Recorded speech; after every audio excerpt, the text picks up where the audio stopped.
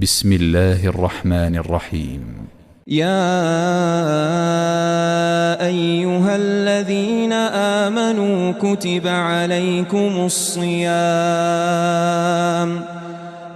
عليكم الصيام كما كتب على الذين من قبلكم لعلكم تتقون أياما معدودات فمن كان منكم مريضا أو على سفر فعدة من أيام أخر وعلى الذين يطيقونه فدية طعام مسكين فمن تطوع خيرا فهو خير له وأن تصوموا خير لكم إن كنتم تعلمون شهر رمضان الذي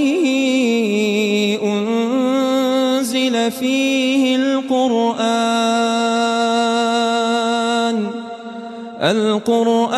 هدى للناس وبينات من الهدى والفرقان فمن شهد منكم الشهر فليصمه ومن كان مريضا أو على سفر فعدة من أيام أخر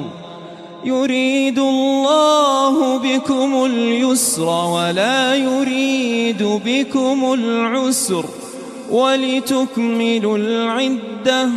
ولتكبروا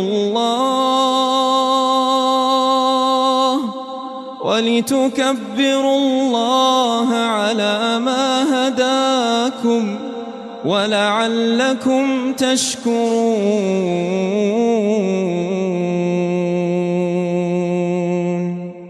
وإذا سألك عبادي عني فإني قريب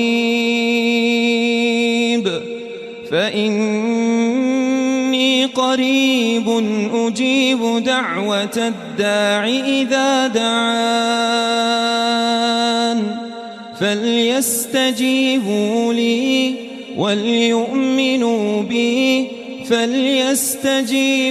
لي وليؤمنوا بي لعلهم يرشدون